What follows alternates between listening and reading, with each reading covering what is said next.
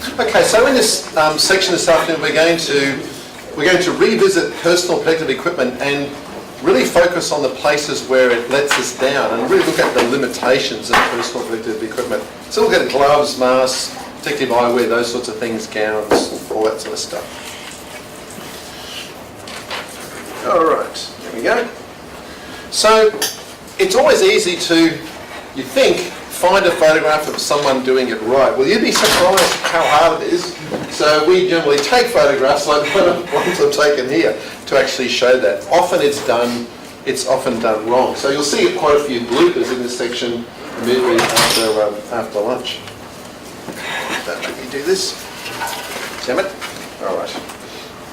So if you read the ADA guidelines, you'll see we go through and explain, it needs to be there when we touch people and when we get exposed to their splashes and aerosol, blah, blah, blah, blah, blah. Nothing too exciting about that. What we've tried to do in the latest set of guidelines is to distinguish major procedures from minor procedures. So major procedures where, for example, someone gets an implant placed, they get a flap raised, we're going after an unerupted tooth, we're going after a bit of buried root tip or something like that, clearly is a place where we're going to go into a sterile field. So that's where obviously the difference in gloves comes out. The use of sterile gloves versus regular gloves would be an obvious one. And what you'll see running through this afternoon is a theme around three classifications. The critical site, which is sterile, the semi-critical, where we've got an area where we've got existing bacteria, so the mouth, mucosal surfaces, and just touching the skin, which is a low-risk thing, which we do all the time. So you didn't, I watched carefully, no one came in and got alcohol wipes and wiped over the seat or the bench before they sat down, which tells me you don't have OCD, which is a good thing. But we don't do that normally. But whereas we think about what goes into our mouth, and obviously what cuts us is entirely different again. So let's begin by looking at gloves. So traditionally, of course, gloves have been made out of latex, natural latex rubber. We wear that to try to act as a second skin. So the first thing about gloves to realise is that they are an imperfect barrier. When we get a brand new box of gloves, it's allowed to have up to 5% of the gloves can have pinhole defects under the Australian New Zealand standard. We actually tested about 5,000 gloves, and most gloves came in well under the 5% limit, you'll be pleased to know. But they still don't replace the need to wash our hands, because as we use gloves, latex gloves develop defects around the tip of the thumb and the fingertip, and so those areas become porous. So that's why we still have to do hand hygiene for those particular little tiny spots. It's also important that we don't overthink what gloves can actually achieve for us. We had a practice in Queensland where they didn't quite understand single patient use gloves. So they used to write the patient's name on the glove. So when you saw, you were Betty Smith, and they put the gloves in this big bin out the back, and when you came back in 6 months, they'd scratch around through this bin, they'd pull out these really yellow latex gloves, which are all there, and they say, these are your gloves. It's like, no, that's not single patient use. That means use and then whoosh. The same practice was also reusing wooden wedges. Ooh. Think about that, a little porous thing that soaks up blood. Yuck. Nasty, nasty, nasty. Anyway, the practice didn't operate much longer after that inspection. You'd be probably not surprised to know. So obviously, for places that are going to be sterile, we need to have sterile gloves. Again, nothing too unusual about that. Now, the standard for the porosity of sterile gloves is the same as for examination gloves. It's still the same 5%. It's just that now you've got to have the gloves free of bacteria. But the actual porosity standard is exactly the same. The standard on gloves for Australia and New Zealand is just about to be revised. I'm on the panel that's actually been rewriting that standard. And one thing we noticed in recent years is that manufacturers have been providing gloves with shorter and shorter and shorter cuffs. You probably noticed it's a bit like hemlines going up and going up and going up. So when you have shorter and shorter cuffs, you actually use less latex rubber. So it's cheaper to make a glove. And that gets to the point where, was it get to there? Where do you stop? We said, look, guys, it needs to, we came up with some dimensions. So in the next set of standards, you'll see this cuff length thing is actually being sorted out, because it needs to give good protection around your wrist, and the wrist, some gloves barely get to where your wrist begins, and we didn't like that. So you will see a change in glove cuff length over there. If you look at the NHMRC document, which is where this picture is taken from, you'll see that the idea of wearing gloves for things that involve cutting into patients, of course, is standard across medicine and surgery. And of course, this table picks up a number of different sort of nurse interventions there as well, versus examination gloves. Interesting enough, boxes of examination gloves, of course, aren't sterile. And if you swab those boxes, you'll find environmental bacteria. A big study in New Zealand swabbed boxes of gloves that had been left in a hospital ward, and they recovered a lot of the skin organisms from the patients and also from the staff in the same ward, showing you that a box of gloves that's been open for a long time collects environmental contamination, exactly what you would expect. In dentistry, we normally have our glove boxes, away from the splash zone, or often have them up on the wall where they can't get splattered either. So we're probably a bit better than just having them sitting on the bench in most cases. Obviously, gloves that are cut, torn, punctured, don't get used again, and we obviously don't put latex gloves in water because they degrade. Washing, using detergent, all those things basically degrades natural latex rubber over here. Anyway, in the notes I won't go through the donning and the removing of gloves. You all know how to do that. But I thought you might enjoy these couple of pictures. We had a student work for about four months on testing the 5,000 gloves. So we worked out some clever ways to do it. We blew them up with water and put them under different things. We hung them up and put different dyes, and we measured electrical current. And what you can see on these couple of pictures is the typical place you see defects in a latex glove, right at the fingertips. Because when a latex glove is made, it's done by dipping a hand of porcelain into successive vats of latex rubber. And if that latex rubber doesn't cleanly come away from the fingertip, you get a little tiny pinhole defect. And the more dips, obviously, the thicker the glove is going to be than if it's got a very thin series of dips. Today, latex gloves, I feel, are on the out, and nitrile gloves are on the up. And you can argue about a range of reasons why this may be so. Cost is not the only thing. Nitrile gloves used to be very, very expensive, and now some gloves in nitrile are actually cheaper than latex. And that's partly driven by the demand for natural rubber, particularly out of China for motor vehicle tyres, for example. That makes it, as an industrial raw material, very, very attractive to sell versus to make gloves with over there. So nitrile gloves are a totally different can of worms. A latex glove is a piece of elastic band, after all. Latex is what's in a balloon, what's in a rubber band, all those things. It's designed to stretch to its out and return to its original form. So when we put a glove on, the glove wants our hand to stay that shape. As soon as we move our hand to hold something, it says, nah. It says, you want to do that? I said, no, I don't. I want to hold something. No, you don't. Yes, I do. You have this little subconscious fight with the elastic nature of the glove. And if your glove is too small, you soon remember that because you get a pain here. Your adductor pollicis brevis muscle goes, I'm tired and I hurt. And you get a pain at the base of your thumb because your muscle has had to continue to bring your thumb in against the elastic force of the glove. Now, a nitrile glove is not elastic. It's thermoplastic, which means it gets soft as it gets warm.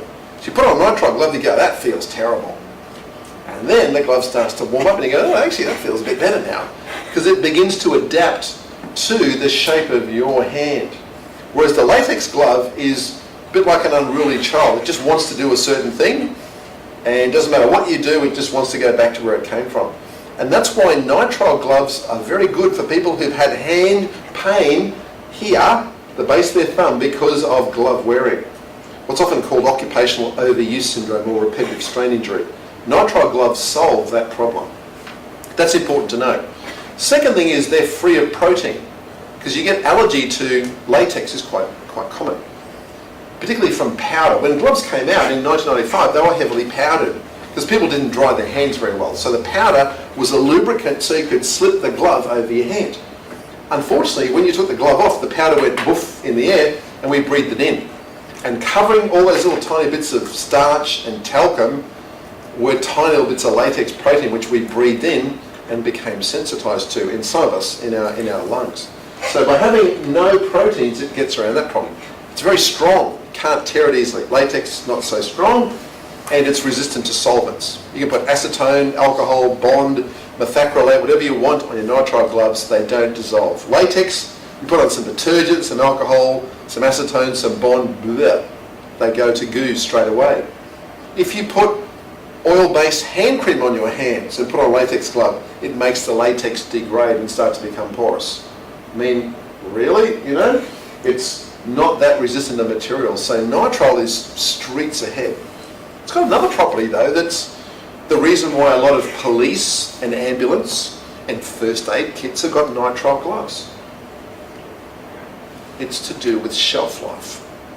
If you have a box of latex gloves, the shelf life under normal storage conditions is relatively limited. Nitrile gloves, you can have years and years and years and years. So that when you open them up, they don't suddenly tear on you. And if you've got to treat someone who's collapsed, you can't really say, by the way, do you have latex allergy? So before I stick these gloves into you to save your life, are you going to get anaphylaxis on me? Because the person's unconscious. If you're a first aider, your victim is often unconscious. So having nitrile gloves means you can safely work on someone who is latex allergic without causing them to have anaphylaxis. So it's really practical to have nitrile gloves. So there's a few things to think about. Oh, there's a typo on that screen which I haven't seen before. I apologise for that. So I do prefer nitrile. I've been using nitrile myself for about 5 years now. Not blue and green. I've now got white nitrile, which looks actually quite a nice colour. They cost about the same as latex. The current brand we use actually costs less than latex gloves. So, yeah. That way, if I'm seeing someone who's got latex allergy, and I do see patients who've got latex allergy, it's completely fine. Now, we had a latex allergic patient in one of our clinics recently, and the student went, rightio, no nitrile gloves, that's all good, and then proceeded to put rubber dam on the patient. The patient's lips, you know, the patient started to wheeze, and we said, yeah, latex-free means no latex, like, you know, remember rubber dam? That would be rubber. Oh yeah, yeah. Need to use silicone dam, not rubber dam. Anyway. You can also use latex gloves with impression materials. Sorry, nitrile with impression materials without buggering up the set, because you don't get any of that free sulfide that you get as traces on latex gloves. So, yeah, they're less prone to getting a poke with a sharps injury. Like, what's not to like? So we went through this exercise at an institutional level, and we just thought we're just going to switch to nitrile, and lots of big institutions have done it, and it's been a good thing. So most people can adapt, but they are quite different gloves to wear. When you first put them on, they feel terrible, absolutely terrible, because you need to remember they need to warm up. Once they warm up, different, they're totally different sort of material. So don't judge them in the first few seconds, which is what you probably will. They feel different. They do feel different. Let's look at all the things that go wrong with gloving. And this is a laundry list of different common mistakes. Your hands are wet when you're donning gloves. They don't slide on properly. You put too much powder on, that increases the risk of latex. Your fingernails are too long, that weakens the glove and tears it. The glove is too thin, so it rips when you put it on. The glove is disposable, but you wash it. That makes it weak and porous. Latex gloves used by inpatients or staff with latex allergy is an issue. And all gloves leak at the fingertips as you use them. So that's why when you pull them off, you need to do really good hand hygiene on your thumb and your fingertips in particular. You touch things with your gloved hands you shouldn't. When gloves were heavily powdered, this was pretty easy to see. You know, I'd pass a student in clinic, they had this big white hand mark on their backside, and I'd say, did you scratch your backside? Oh no, you know. Then I said, then you have a friend, because someone has gone up and put their... And clearly they had been scratching their backside and just not fessed up. Touching things you shouldn't touch. The common one I see is in the stereo room where people use their gloves to touch the door of the stereo when they're loading and unloading. And that actually becomes a surface that spreads contamination. So think about the way that sterilizers are loaded and unloaded. There shouldn't be gloves touching any of those clean controls. Gloves do catch on fire. Latex gloves are very flammable. We've had 2 good fires at our facility from latex gloves catching on fire. Forgetting to wear gloves when people should, wearing the wrong size that's too small, getting occupational overuse or RSI, and wearing the wrong sort of gloves for surgery. So just a couple of pictures to show you all those things. Here is jewellery where jewellery shouldn't be. We've got some clothes sticking out, as you can see. We've got some jewellery sticking out where the jewellery shouldn't be. And let's look at some glove bloopers. So here you can see just a few of the ones that we're now going to cover. So the first one is where the gloved fingertips go. So this is where you get interrupted, you get a phone call, if you drop your mask down, pick up the phone, put the phone back, put your mask up, your fingertips go all over the side of your face and around your ear. So you've now put contamination in all those places, as you can see. So think about where your glove tip fingers actually go. That can be quite useful. Here we've got tooth about to come out. We've got vinyl gloves on. Vinyl gloves have a terrible tear strength. They're just awful gloves to use, particularly for oral surgery, where you are going to stretch, give them a fairly good stretch. They often leak around the seam, which is a problem over here. This is the study I mentioned, which was published recently in the Australasian Medical Journal, came out of the University of Otago, which looked at the amount of skin commensals that were introduced into glove boxes, which showed that if you leave things out in a medical ward, you get lots of staph and other things get inoculated onto the glove boxes, because it's an argument for having your glove box away from the splash zone. And if you do have a glove box dispenser on a wall or on a covered surface, that makes even more sense. Keeps it away from environmental contamination over here. Now, skin irritation is the most common single problem you see in healthcare professionals. We did a study of everyone who worked in dentistry in Queensland a number of years ago, and 93% of people had chronic skin irritation from basically having to wash their hands and glove all day. And that's often a reaction to the detergent that's used. And today, with the use of alcohol hand rubs rather than excessive hand washing, that problem has actually reduced quite a bit. So we'll talk about hand hygiene as a way of managing skin irritation the next little bit as well. So there's two basic stories here. One is irritant contact dermatitis. This was first described in the 1960s by a former colleague of mine, Albert Kligman, in the US. It's not an allergy, it's just a reaction to soap. You get soap in your eye, you put shampoo in your eye, you leave toothpaste in your mouth, it burns. It's an irritant reaction. There's no allergy. So your skin gets dry, itchy and irritated. If you can use less soap and wash it off better, you'll get less irritant dermatitis. And that's what alcohol hand rub achieves. Allergic contact dermatitis is where you develop a true allergy, often to the glove polymerizing agent, which is a thioureane, or to latex proteins itself.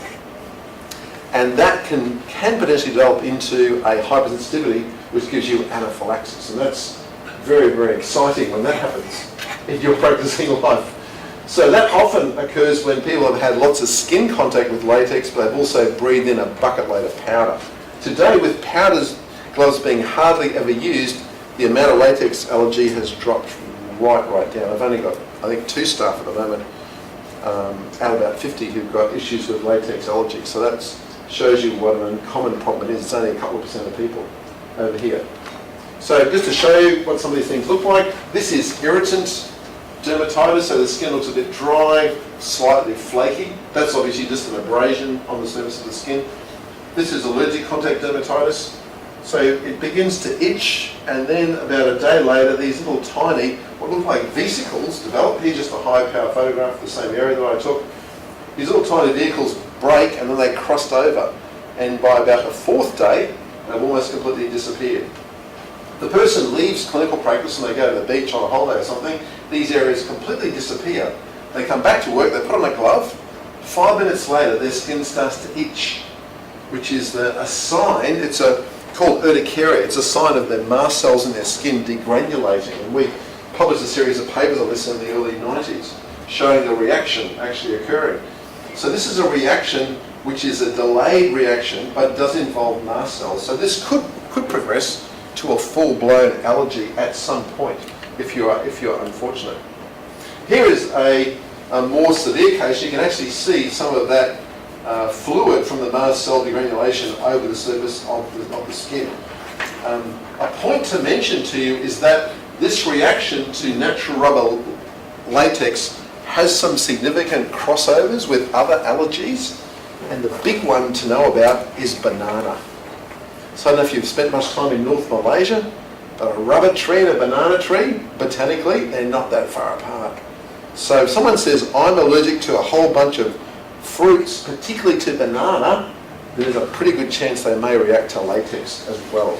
So if you're asking questions about allergy, of course you always ask about allergy to penicillin, but it's always good to ask about allergy to foods, and one to banana is particularly important, because you don't want a patient anaphylaxing on you. It's not fun. Absolutely not fun. So in the notes, as I've said, remember cross-reaction with multiple food allergies is the one to watch out for. And if you do have that, then you've got to go latex-free, latex-free on everything, which takes a bit of thinking and planning, down to your rubber cup, things that touch the patient's mouth, the things in the surgery. It can be quite a pain in the neck to go through and eliminate everything that's potentially got latex in it. There is no latex in local anaesthetic cartridges. That was changed many, many years ago. The bung in a local anaesthetic cartridge is actually a bromobutyl rubber polymer, but it's not a latex-based material, it's a synthetic polymer. And that's true in the bung in acid etch, and all those little syringes that have dental products don't use latex for that particular reason as well. So people at risk of latex allergy, healthcare workers, people who work in rubber. If you see patients who've got spina bifida, people who have intellectual disability, cerebral palsy, cerebrospinal fluid shunts, urogenital abnormalities where they've been catheterised, those sort of patients. And here is the list of cross-reacting food allergies, especially banana. There it is. But not to be outdone, passion fruit, avocado, chestnuts, kiwi fruit, melons, tomatoes and celery are the close cousins that cross-react with latex. So there's an important little list. When I worked in the US, we were the National Centre for Handling People who had kiwi fruit allergy. And it was amazing. This was a medical allergy testing centre where I worked. And these patients, if you just draped a kiwi fruit over their skin, they would just go to anaphylaxis like that. It was just, I'd never seen anything as spectacular in my life. And their skin was just loaded with mast cells about to go kapop. It was really quite remarkable, actually. Anyway. So symptoms, we've talked about those. Oops. Occupation. All right, so hand hygiene is the next thing. So our skin naturally has got endogenous flora, particularly staphylococci. They live on our skin. So if we put our hand on something, like that, we're going to leave some bugs behind. What we want to do is to recognise that our gloves leak, and so we need to make sure that what's on our hands is not on our hands when we have lunch or when we go home and we touch our face in the evening. So we use a range of things in the surgery to sort that out. From a surgical hand prep solution through to an alcohol-based hand rub through to a moisturiser. Because your skin needs moisturising because we are affecting the lipid layer of the skin quite a bit. Here's a different surgical hand prep solution up over here near the sink. This is one of the rooms in our practice here. So today you will see the word hand hygiene used. Hand hygiene is either hand washing or it's using alcohol hand rub. It's one or the other. It's not one followed by the other. You do one or you do the other. And that's true whether you're doing this at home or whether you're out somewhere and wherever. Because when you go to the toilet, you don't see hand gel in the toilet, do you? The reason for that is that alcohol-based hand rub, the place it works least well is on non-enveloped bacteria. And things like the viruses that cause severe epidemic gastroenteritis, those groups of viruses, and poliovirus and hepatitis A and hepatitis E, all the things that are spread feco-orally, those things don't have big fat envelopes. They have little tiny thin protein coats, which means they're not readily inactivated by alcohol hand rub. You need to physically wash those little guys off. That's why in a toilet you won't see alcohol-based hand rub. You'll only see soap and water. Okay? And of course today you'll see liquid soap, because you know why you don't see bar soap, because bar soap grows Pseudomonas. Told you that before. So any open bar soap in a public area regularly becomes colonised with Pseudomonas. The Hand Hygiene Australia website is good. It's got lots of posters and resources that you can download for free about hand hygiene. WHO has been driving this agenda very heavily for the last 5 years because, to be brutal, people in hospital environments, hand hygiene, not so good. Talking about our friends the medicos. Nurses, pretty good. Medicos, not so good. Not so good. So they've realised there's some big issues with bacteria moving around hospitals, and they've tried to take those guidelines and then adapt them to dentistry. The Commission for Safety and Quality in Healthcare has tried to do that recently. I've been involved in a project with them. They've managed to stuff it up because I've told them that dentistry is not like being in a hospital ward. We don't have 5 moments to touch people. We really only have 2. It's really simple, before gloving and after gloving. It's pretty simple actually. They haven't quite understood that yet, but that's a work in progress. So hand hygiene is important because hands move things around. They spread resistant bacteria in particular, and they are a well-documented cause of healthcare-associated infections. And I've worked in lots of different countries and seen people just wander from bed to bed, touching stuff and touching people and going, oh my God, I wouldn't be doing that if I was you. So hand washing is just plain soap and water. Antiseptic hand washing is adding in something. That something is often, for example, chlorhexidine or triclosan. Surgical antisepsis is a prolonged, detailed cleaning procedure before surgery with improved antimicrobial characteristics, and there's alcohol-based hand rub. Now, alcohol-based hand rub could also be a liquid, not just a gel. You can now get it in a spray as well. I'll show you an example of that. That's just a bit quicker to use. Slightly messier, but a little bit quicker to use over here. So this is the NHMRC guidelines here.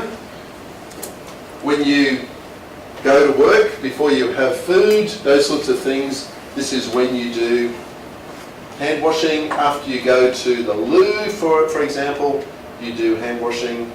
Before and after touching a patient, there's hand hygiene, similarly. So I'm going to try to break these scenarios down a bit into some sort of practical advice for you over here. So first of all, hand washing is basically before lunch, before going home, before starting work, and after you go to the loo. That's it. It's really as simple as that. And the effort is concentrated on the places that are hard to clean. The fingertips and the thumb, because we touch things using our fingertips. Most people put a lot of effort onto there, but in fact it's the fingertips that do all the work. So they often get it very, very badly wrong. So the hand wash, no great surprise, running water, a basin of the right size and shape. Again, not really rocket science here.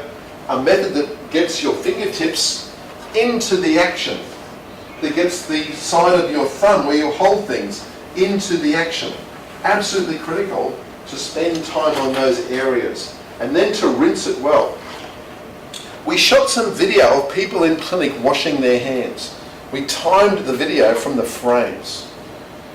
So the standing record from when the tap is on to when the paper hits the bin, the whole procedure, which is supposed to take, by the way, 2 minutes by the book.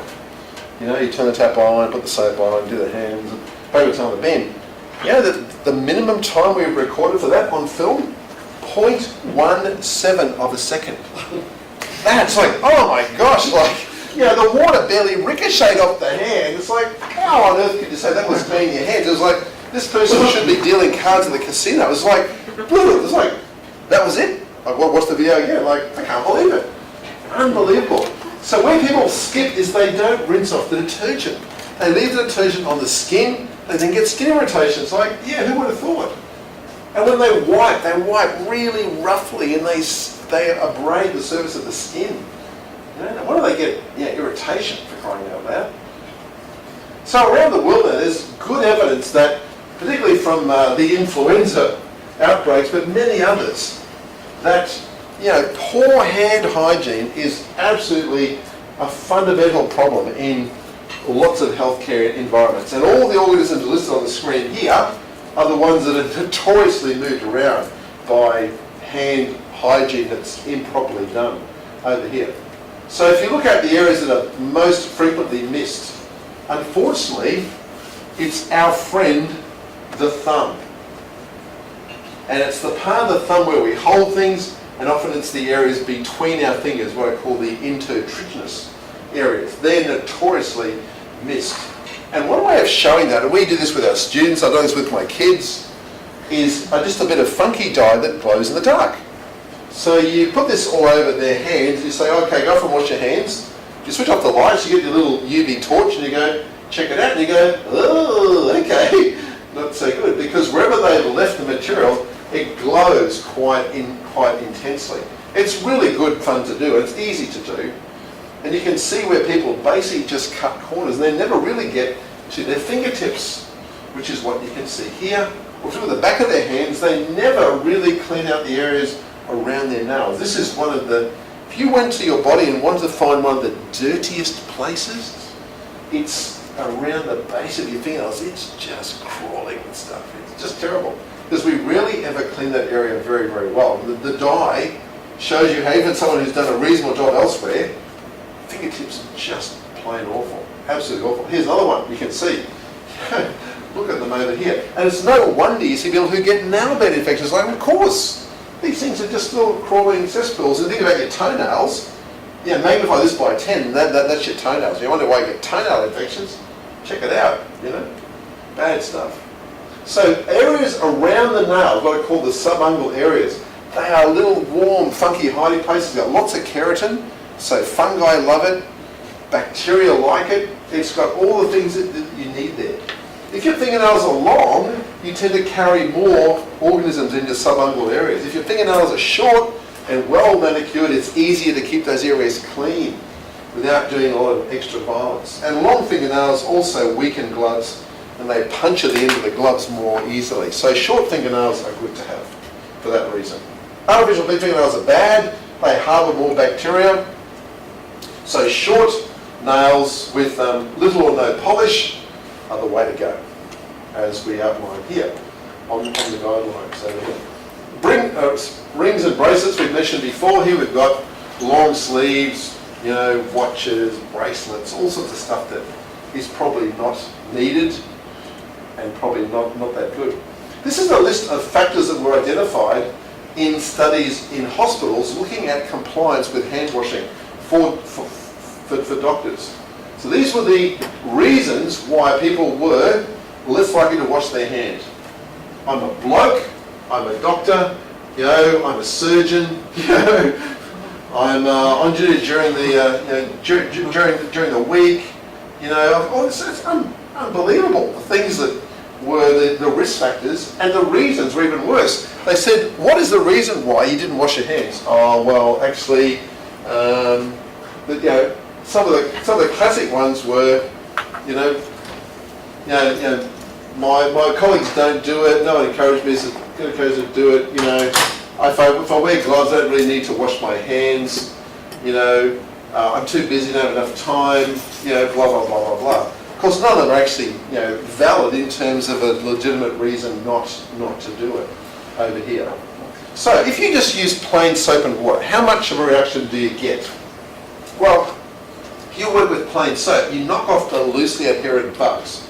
You drop them by about 1 log, which means, you know, by a factor of 10. So you've basically got 10% of them left. 9% of them are gone, 10% are left. If you wash for longer, you get a better reduction. Yeah, who would have thought, hey? But it doesn't remove all the bugs from your skin. So it doesn't matter how long you sit there going scrub, scrub, scrub, scrub, you still have bugs left. They're down in your sweat gland ducts, around your hair follicles. There are places you will never get where you've got bacteria. So don't think for a moment you can sterilise your hand by scrubbing it. You simply can't. And remember that if your soap is a bar soap and it's sitting out and it gets nice and funky wet, it will definitely get colonised by gram-negatives, and certainly by Pseudomonas from the tap water. We'll have a go at living in it over there. So if you want something that's really good, then antimicrobial soap is better than plain soap, and alcohol-based hand rub is better than that. So it's a question of like good, better, best. The problem with antimicrobial soap is that if you use chlorhexidine interacts with some detergents, so the detergents have to be used with it, are not quite so strong, so they don't clean as well. But more importantly, Poison has a narrower spectrum and it's also pro-irritant. So on skin, when you clean your skin, if you've got little tiny cuts and things like that, quercetin tends to make them slightly more irritated. If you have triclosan as an antimicrobial soap, it's anti-inflammatory on the skin and it's also broader spectrum. Fantastic against MRSA, golden staph in particular. So if you're going to choose an antimicrobial soap, I'd go for a triclosan over a poison. Alcohol-based hand rub, though, is the best of the bunch.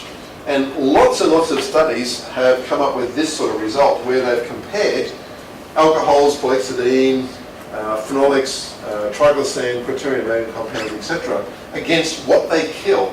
And essentially, alcohols give you the broadest kill at the fastest time. So it's a question of like optimizing.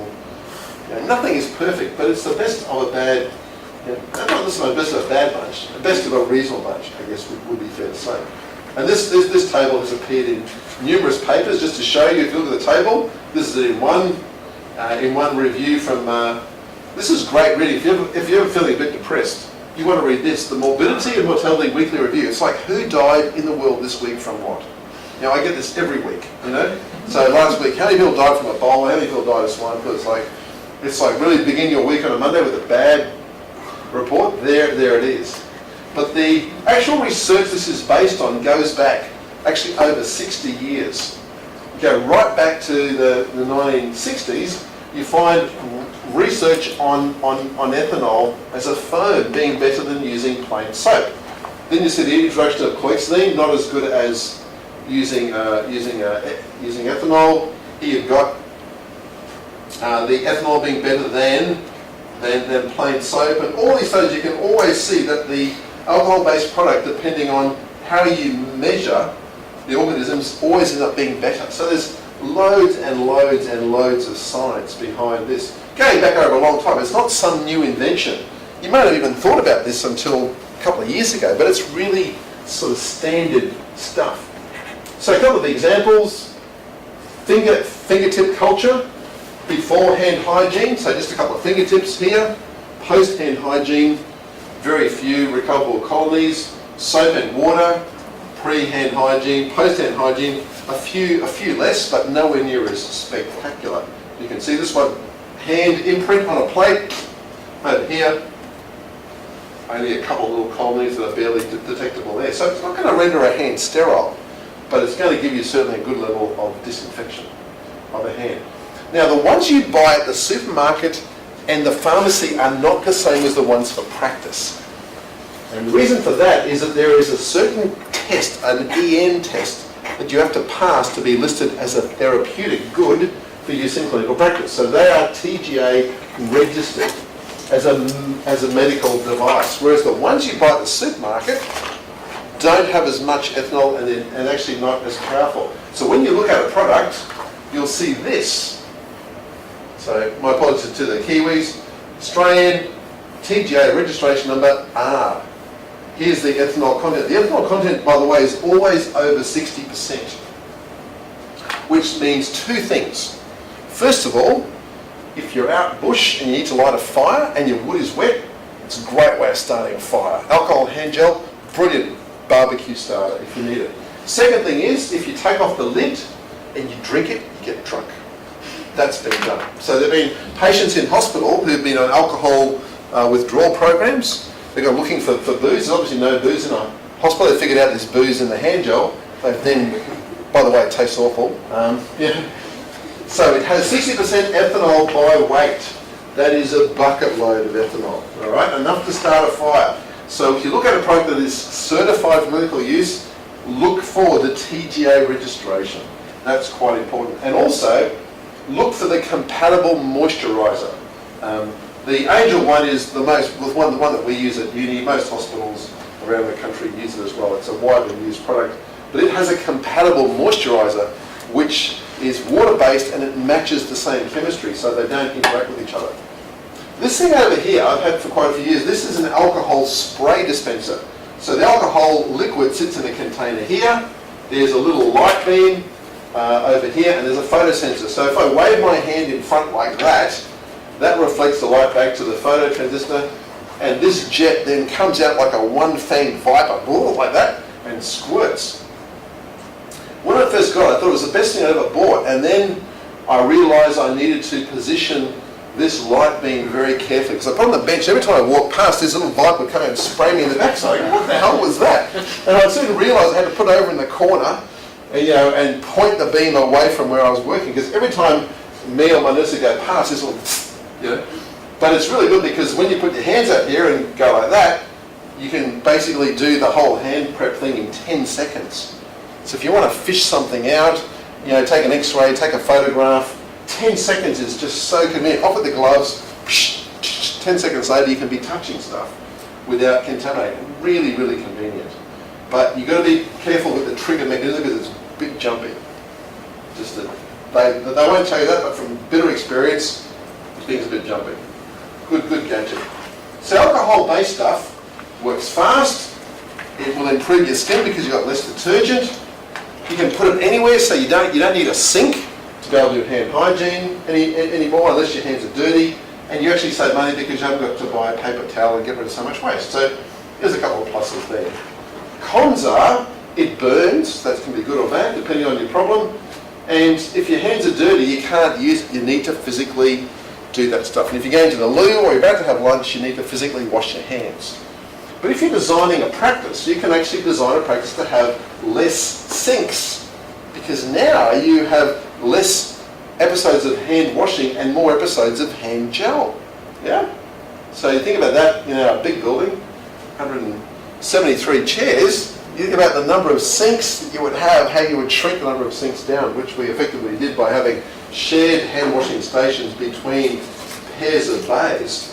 Which had a big impact on the amount of plumbing that we had to deploy in the building. So it can be quite a useful little change as well. A few things to watch out for. Avoid things that are heavily flavoured with fragrance and smelly bits, because they're the things that generally cause allergic reactions over time.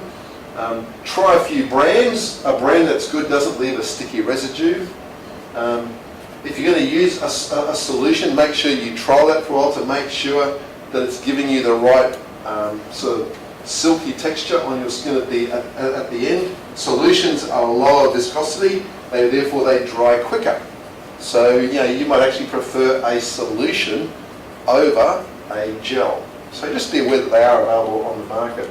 And they are TGA approved. Find a compatible moisturiser. So with MicroShield, there is a MicroShield moisturising lotion which goes with that, you see. Now, MicroShield is also the brand for a type of polyethylene. So, it's more the fact that when they're made by one particular manufacturer, you tend to get less issues with compatibility between different products, as you can see. On the Hand Hygiene Australia, there's a couple of posters you can download and print off. They're good to have on the wall, just remind people what the different steps are. To reinforce the need to do the fingertips in particular is quite important. A bit of data on how well they work. I just dragged up the data for MicroShield for you. 15 seconds, 99.99% effect, carryover effect up to 6 hours. That's pretty reasonable. Cost to go to the sink, wash your hands, come back to the patient. So the cost of the water, the paper towel, the hand wash solution, and the staff time on a nominal basis, you can work out to that. Compare that to the cost of what 15 seconds is for a little bit of hand gel and reduced time. So if you actually work it out, the savings on paper towel and time actually make this more cost effective. So if you take irritant dermatitis and you almost eliminate that and save a bucket load of money and time, what's not to like? And that's some of the things that have been driving this agenda. Better outcome, less time, less money. How good is that? You rarely see that in healthcare. So fewer staff with problem skin. Got to be a big one. Absolutely a big one. Resistant organisms, efficacy about 90% at 4 hours. Bactericidal against things like staph for up to an hour. So there is a persisting effect once the gel has mostly evaporated away. That's also good to know. Don't put gel on wet hands. That just dilutes it. As you'd imagine, it makes it less effective. So if you've got water on your skin, absolute waste of time. The amount of stuff you need, it's not very much, you know, 1 mil, 2 mils if you do really big hands, maybe 3 mils. If you put that on wet hands, nowhere near as good as a log kill if you put it onto dry hands. So dry hands is the way to go, obviously. Hand lotions I mentioned before. I mentioned hand creams. Don't use hand creams that have got mineral oil bases. Things like oil of Ulan is a good example of that. Things that are based on petroleum, Vaseline, those things.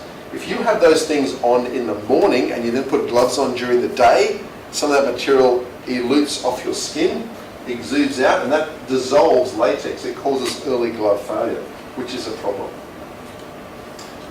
So let's look at some couple of hand hygiene mistakes. Sorry, just going back to the last slide. At the bottom of that, you've got avoid hand jewelry that may tear gloves. I thought it was... Yeah, like rings. You know, like a sharp wedding ring or a game that sticks up. So when you put the glove on, acts like a great big sort of. Doesn't that imply that you could wear a ring that doesn't tear jewelry? Oh no, you should just avoid hand jewelry and wrist jewelry, because what they do is when you wash your hands, hand and wrist jewelry tends to trap detergent. The detergent sits underneath the ring, and you get a little localized reaction, particularly if the jewelry is a bit on the cheap side. You get a little bit of nickel gets released from the jewelry, and you get a little delayed reaction to the nickel. So people get more allergic reactions to jewelry when they've used hand gel and they've left jewelry on their skin. So that's why, you know, hand jewelry comes off. And you know, I have a little hook at home that I hang up my wedding ring. It really annoys my wife that I do this, but I said, look, you know, I'm not going to have a ring on at work and get hand gel and detergent stuff under my wedding ring. And I got into a bunch of trouble just after I got married. I was working in theatre and I forgot to put my wedding ring in my locker, and I had it in my scrubs, and the scrubs ended up going down to the hospital laundry. I lost my wedding ring. Oh my God, I lost my wedding ring. And then I rang up the laundry and they said, you've got Buckley's chance, mate, in getting your wedding ring. Anyway, so I kept annoying them for a week, and eventually this thing turned up in the little drain, which is the last bit of laundry the hospital before it goes to the sewer. And I went down there and they said, now you've got to prove it's your ring. I said, oh, come on, man.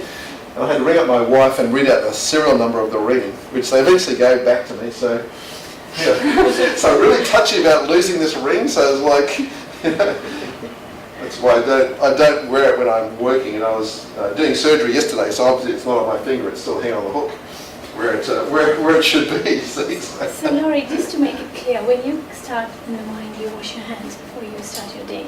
That's and right. Then Yep. in between patients, when you take your natural gloves Just off, alcohol-based just do your hand rub, unless alcohol-based- you're doing oral surgery. Yeah. And then before lunch, Yeah. You hand your wash. hand wash with Then some- I normally route past the loo on the way back. So, that's my hand wash before coming back to work. And then there's a hand wash at the end of the surgery before leaving and going home. But if you're doing normal routine procedures, Everything else is just hand job. and for your DA too, you do Exactly the same. Exactly the same. Yeah. So unless we're doing surgery, like yesterday morning we had all surgery, so it was all scrubbing up. But normal day, yeah, that's right. So if you think about how much that happens in a day, it's a lot of stuff.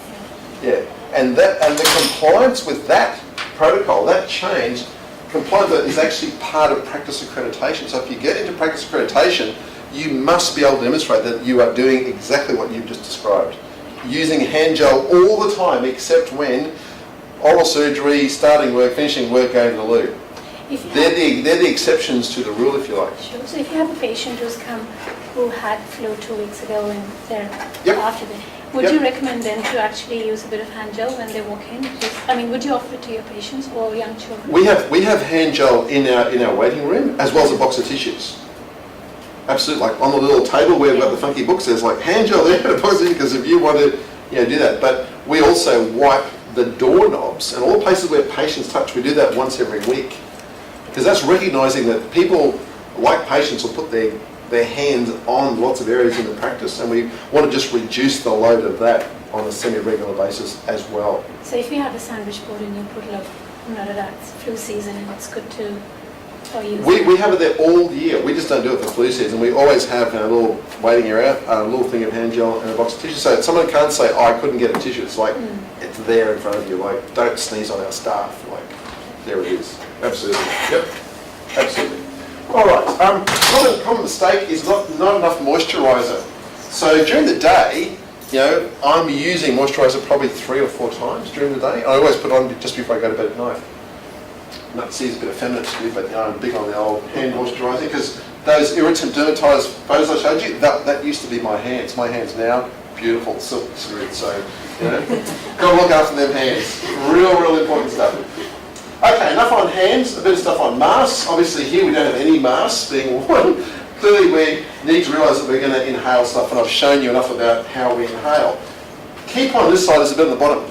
When we wear a mask, the filtration efficiency begins to drop after about 20 minutes.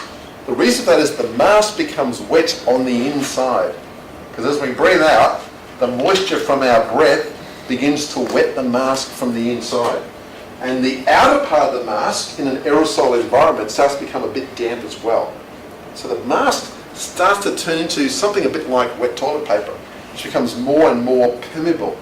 Now, I'm not saying you need to throw your mask off after 20 minutes. This is when the performance begins to decline. But don't think that a mask magically lasts for like a whole day or half a day. It doesn't. After 2.5 hours, it's stuffed. It's absolutely wet on the inside and on the outside. So that's the performance that we know and can measure with an actual mask. And there are 4 reasons to wear a mask, by the way. We tend to only think of one, which is to stop us inhaling nasty stuff. That's true in terms of bacteria and viruses, but also stop us inhaling dust.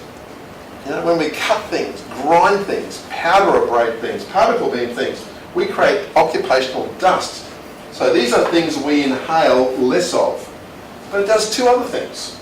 One is that it contains our secretions. This is why masks were originally developed. Not this. It was this. Think back to when surgical asepsis was first thought about.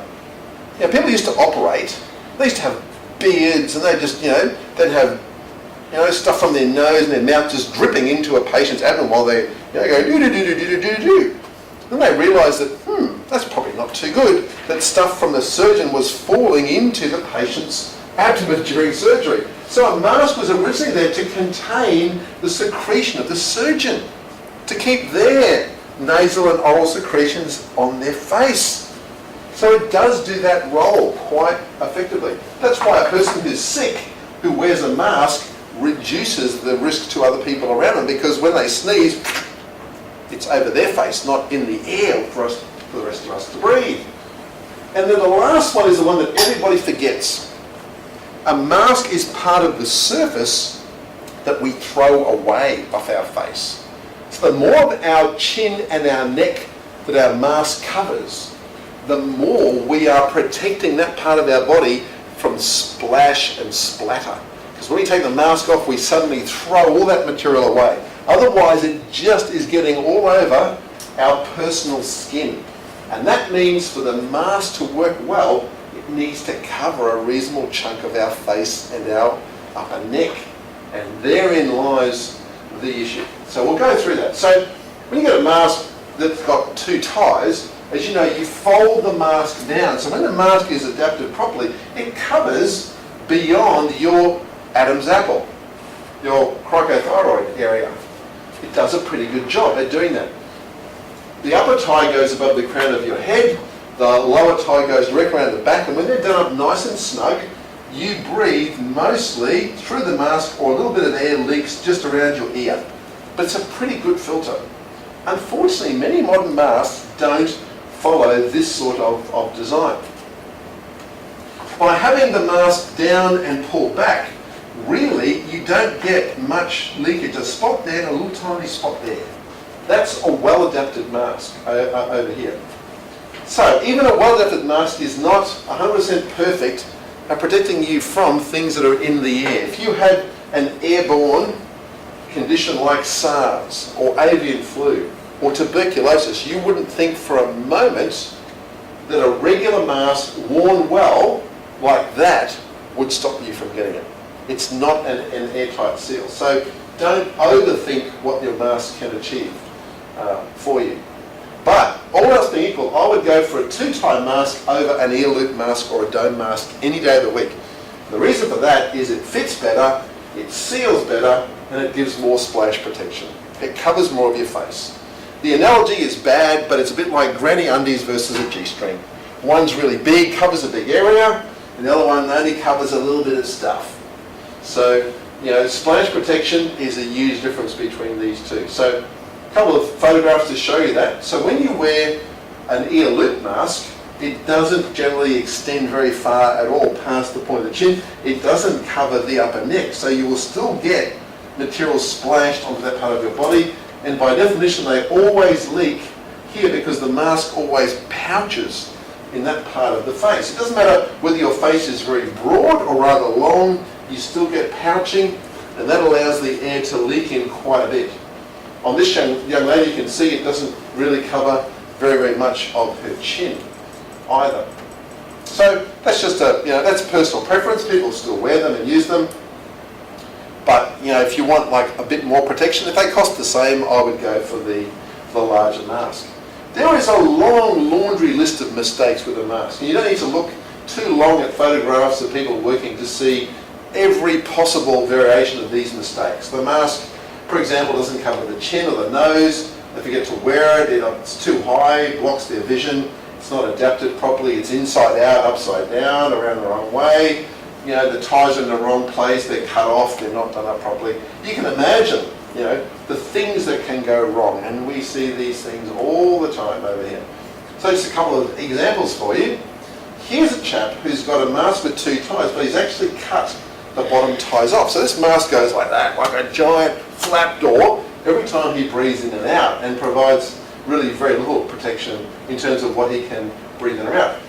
This mask has got the tie below the ear, so it's just like falling down trousers.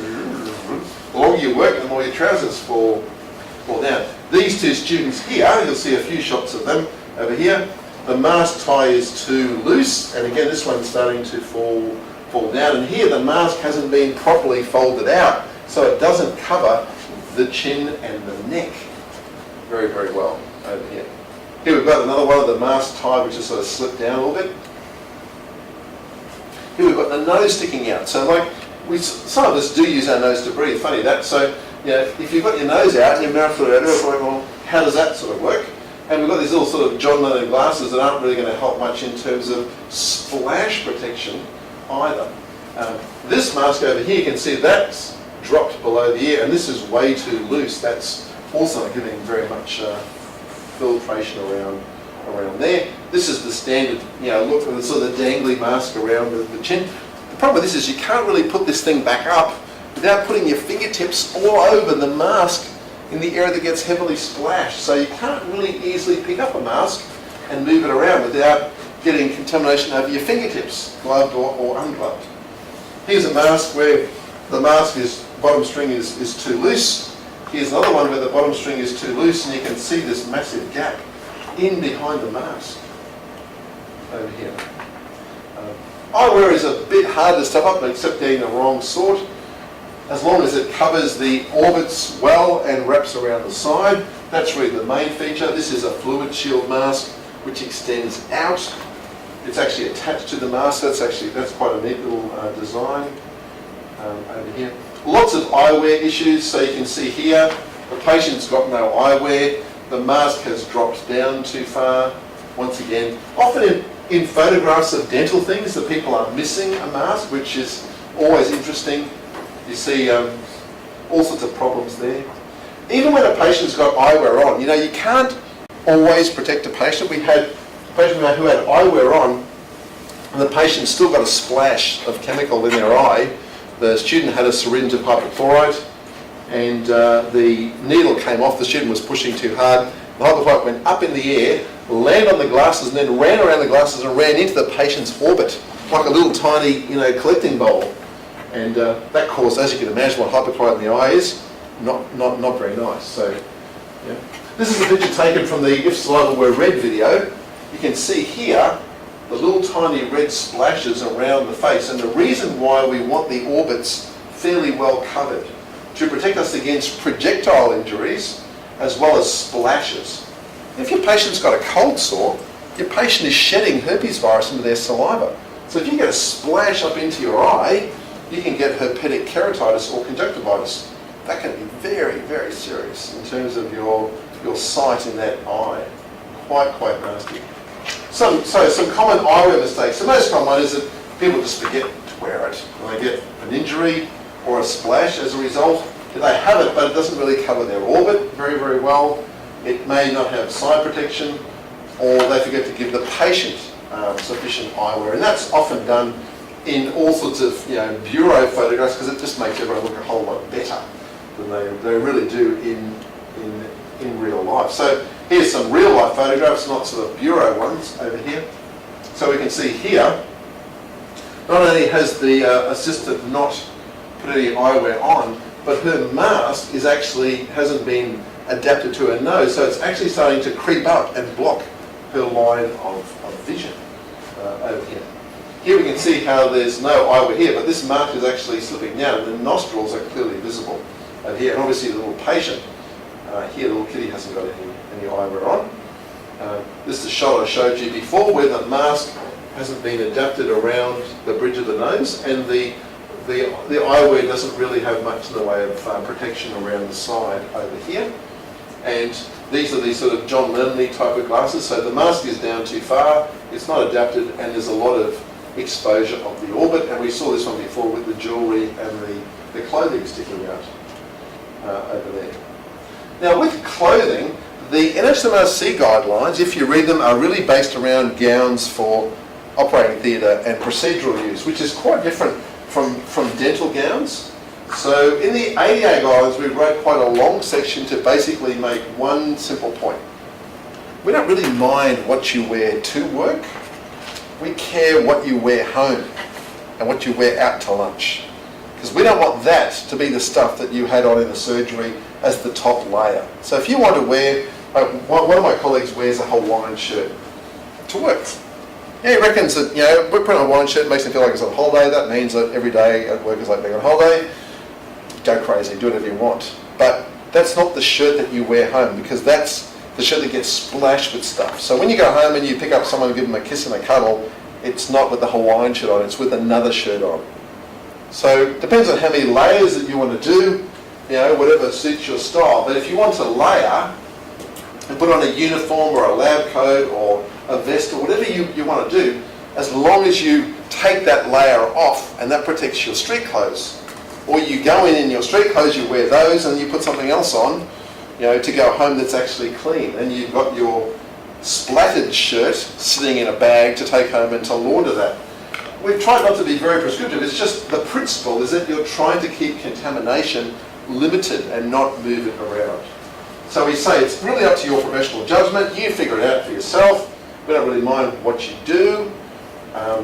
And don't forget that good clothing includes good footwear. Stuff that covers your toes, protects you from stuff that you've dropped. Now, no footwear is 100% protective.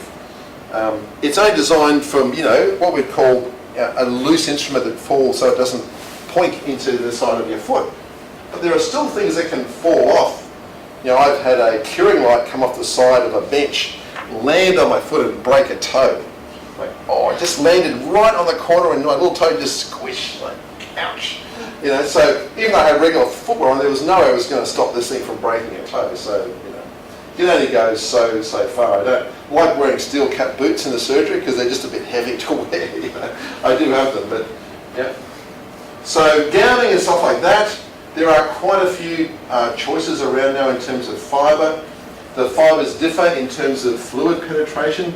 There is a new fluid called Vestex, VSTX, which is a fairly brand new concept, which is very water resistant. We're not sure. We've tried materials like Vestex before. We've generally found that things that are very fluid resistant don't allow your skin to breathe. So when you wear them, they tend to feel fairly clammy, and the staff often complain of things getting a little bit hot underneath. I wear a t-shirt with a scrub top on top, so that's pretty comfortable. For me, if I ask my staff to do something that's very sort of heavy and fluid resistant, they tend to rise up in unison against me. So just be aware of that. Gowns, if you're going to wear a gown, a short sleeve is fine. Whenever we do surgery, we have these sort of disposable gowns like this one that we wear. but they come pre-packaged as a sterile gown. Quite convenient. You do the surgery, you throw away at the end. That's sort of quite convenient. There's lots of things that you can do. We're not sort of particularly hung up on design or things like that. Is that a legitimate magnifying lens? Hey? They're quite interesting. Which one? One of the lenses. The magnifying glass. Yeah, I've seen some older practitioners wear ones like that. Yeah, I don't find them very useful. I like it through the lens because they're much more within your visual field. So, yep. But anyway, to each his own, I guess. But yep, you're thinking about something you can now do, right? That's good, Nick. So, protective clothing mistakes. Just to bear in mind that if you have a very low cut front, it's our area around our neck and chin that gets a lot of splatter. So that's why it's in like things that have got a slightly higher neck. That's why scrubs are good and clinic coats tend to be good. Long sleeves, it's hard to wash your hands well, particularly for if you're in a colder place, without getting the end of your sleeves wet. Probably that's a bit of an issue. If you've got long sleeves on because it's cold, they stick out from a short sleeve gown. So you need to make some decisions about how you're going to clothe yourself to keep warm as well. If you wear street clothes, how you handle what you take home. If you wear a tie, when you lean over, your tie goes blunko and falls over. So you need to sort that problem out. Shoes that don't cover the foot, or shoes that are not suitable for working with a foot controller. There's some of the common mistakes that we tend to see. So here's a couple of examples. So just ignoring the mask and the eyewear, you can see if you're going to wear a tie, go for a pattern that hides splatter. The last thing you want is a tie that shows bits of blood and stuff that get. So you need to have some sort of funky pattern over here. If you have a white coat like this, obviously you get a lot of splatter around that area. Here's the clothing sticking out. So when people wearing clothing like this, it pokes out from underneath their gowns. That's obviously gets splashed pretty heavily. So again, try to avoid that. Here we've got some examples of some sort of lower neckline type things. Obviously a lot of splashing and obviously lots of things you can pick on here in terms of personal protective equipment. We tend to be fairly hard on our students about watches. We've got clocks built into our computer screens. We've got clocks on the wall where the patient can't see it, but we can see the clock. So the need for a watch, in terms of design, you can design it so you can see the time, but you don't need to ever pick up your watch and look at it because it's got you've got somewhere else you can look at actually.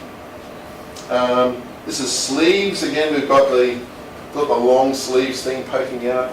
This is a lab coat. The lab coats often aren't that particularly good because they're not designed to do this sort of action. They're not haven't got enough fold out space in the top of them over here. Hair is part of it as well. If your hair drapes down where you're trying to operate, that obviously creates a blockage to your visual field. So you can gel your hair, pin your hair, cut your hair. Lots of things you can do with hair to sort it out, which is really good. So hair control. Hair is in the wrong place. It drapes onto the patient. May get caught in the equipment. I've had my hair catch on fire. That's pretty fun when that happens.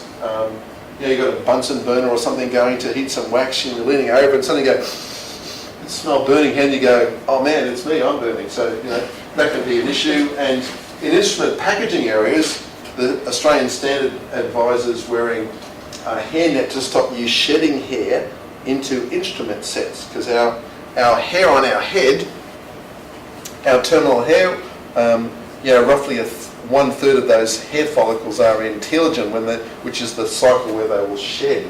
It's the same reason why bakers wear those big hats so they don't end up with hair in the soup, which they're making, or the cake that they're cooking, those sorts of things. So here's a bit of a hair control thing. So we've got the hair sort of starting to drape down here. Prue's got her hair pulled back, which is quite neat. Works very, very well. Here we've got the hair sort of draping around towards the front. Here we've got the hair sort of getting a bit sort of tousled. Here we've got the hair that's so long it's actually draping onto the patient's face. And if you measured this, you could barely fit in a phone book in there. So that old rule about, how close do you get to someone? It's like, wow, look at that. And this is what happens when you don't wear loops. You get closer to see stuff. When you wear loops, it keeps you at a nice dignified distance. In this case, the dental assistant is also not wearing any gloves either. So, a little bit of a problem. So we've looked at a few things in terms of standard precaution now. So you've seen there are some little mistakes that can be made along the way. So maybe using those or other images, you can maybe, you know, when you're back at work on Monday, just spot a few things that, you know, maybe that you can sort of potentially pick up in terms of your practice there. Now we want to look at the way the work area is set up and then go on to instrument reprocessing along the way. A couple of good posters. This is a local one I pulled out for you. This is from New South Wales Health. You can just download this one from their website. It just shows you a couple of pictures of things done. Again, it isn't perfect. These gloves are too big.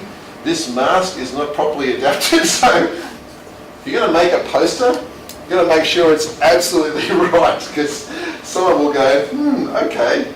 You know, all the little sort of bits of sort of nitpicking that we can nitpick at, but it's not bad. We did our own ones for our schools protocol that we shot to make sure they were just exactly what we wanted people to see. But it's good to say this is what you should look like. Good and bad photographs are always useful, and we are producing an illustrated good and bad little guidebook through the ADO over the next year. It's a bit of a project that we're doing. Now, just to introduce this next section, this is an article that we put out last year called the Smart 7. There are some places in infection control where you can actually think smarter and also save some money. So, if you think about this, if you have annual influenza vaccination for your staff, that costs some time and money, but it saves you staff being away sick. And that has effects on productivity. You've got to get in staff from a temp agency, something that has effects on productivity. You've got to orientate their staff, sort them out, their hourly rate is more. There's a bunch of costs. So if you reduce staff absenteeism because your staff are being immunised, that actually, to me, makes financial sense. It also means you can't have staff in the practice spreading influenza to other staff, people at home, or patients. So to me, that one is a lay down the Z. If you use alcohol-based hand rubs, that improves hand hygiene, saves time, saves money. So we just talked about that one. So that's pretty straightforward. Nitrite gloves, as I mentioned, in white. Now, patient doesn't even notice that it's nitrile. The patient won't say, oh, what's with the funny blue gloves or the funny green gloves? They just think it's latex, you see. So patient won't notice, but you'll reduce your occupational overuse issue. If you are having pains with wearing latex gloves, then that might be very useful. Service management. We often see people who over-wrap things. They wrap services that don't need to be wrapped. They're actually designed to be cleaned, yet they still wrap them. They're going, why are you doing that? We don't know. So we're going to revisit the issue of wrapping a little bit. Instrument packaging. Having loose instruments versus organised instruments, I think, is a no-brainer. We've just bought over 460 cassette sets for our new building, so we can fully automate the cleaning of instruments. Now that's a big scale operation, but if you want to reduce staff time and increase efficiency, reduce sharp injuries, all those things can be achieved by using instrument cassette systems. If you want to use more automated cleaning, ultrasonic cleaners, thermal disinfectors, they're all designed for instrument cassette systems. So there's quite a bit of a story in those two.